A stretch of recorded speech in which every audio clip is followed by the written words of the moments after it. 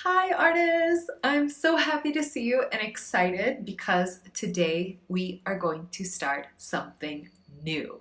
For the next few weeks, we are going to be talking about famous artists and what makes them unique, individuals, and how they make their own choices in art. I love learning about artists and I hope you will too.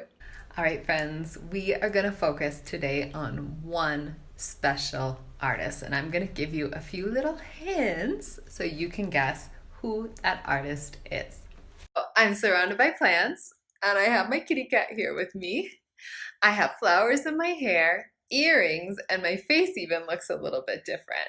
Do I look familiar at all? Maybe you've seen an artist that kind of looks like me a little bit. Who could it be? Okay, I'm gonna give you one more hint. I have this little tiny mirror in my house with a painting done by today's famous artist. Do you know who it is?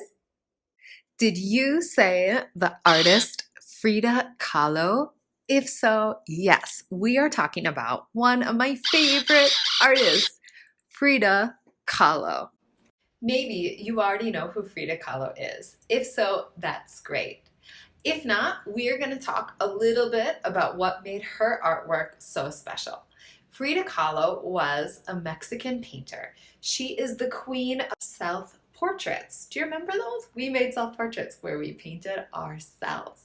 A lot of her self-portraits had plants and animals, which are super cool things to include in works of art. Here's a photo of Frida Kahlo. She is one of the most important Mexican artists. She was born in Mexico a long time ago in 1907. Here she is as a little girl. She had three sisters and she lived in a blue house. When she was young, she got really sick, but she survived and she discovered at a young age that she loved to paint. Here is her blue house in Coyoacan. Maybe you've even been there. If you go inside of the blue house, you will see lots and lots of plants.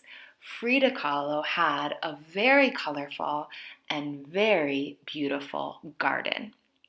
One thing that Frida Kahlo used to love was painting portraits, pictures of people, her family members, and especially herself.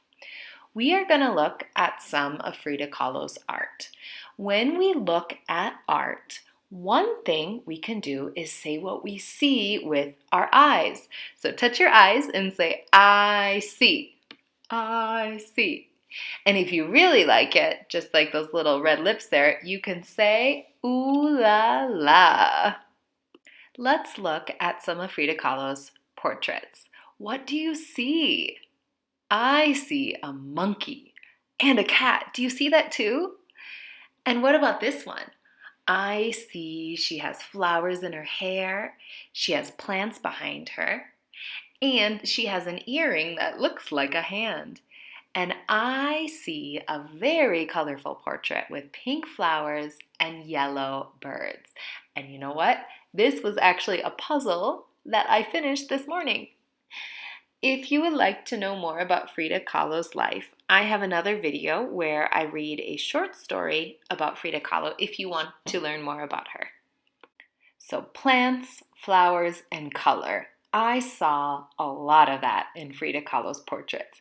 Here's the portrait that I made inspired by Frida Kahlo's art. So Frida was her own artist. She made her own choices in her art, and I want you to do the same. I'm going to show you a few different ways to do your Frida portrait, but you do it however you want. You have lots of choices. You might want to color a black and white portrait of Frida, or maybe you'll print a picture of yourself. Here's me and my cat. Or a third choice would be if you want to draw your own picture of Frida. Here, I drew my own picture of Frida on a yellow piece of paper. So like I said, this is choice one. Maybe you just want to draw today, and that is totally okay. Okay, so here I am drawing Frida, and then I'm going to cut the picture out. All right. Now, if you want to use a photo of Frida, that's fine too. I have this photo on Google Classroom, and you can print it off. Now, if you print a photo, that's not super exciting. So here I added some color to it with paint and crayons and oil pastels so that I could make it my own. If you want to use a photo of Frida or yourself, like here's my third choice, me and my cat, you can do that, but I encourage you to add decorations in color so that you express yourself a little bit more than just printing a photo.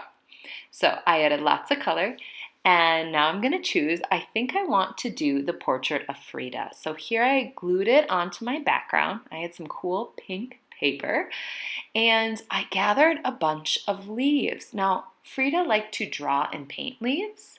Maybe you draw and paint your leaves too. But since I have a garden nearby, I could collect some flowers and leaves. Then I added some fun decorations.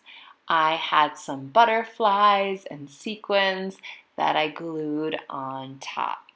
This is how I made my portrait, and here it is, it's finished. But you do not have to do yours exactly like me. Like I said, you have lots and lots of choices. Now, don't forget that a great artist always cleans up when they are finished. I hope you have a great time with your Frida Kahlo art. Make sure to send them to me on Google Classroom so I can have a look. And if you want to keep being creative, you can also make a flower crown like Frida, or you can also join me for a read aloud.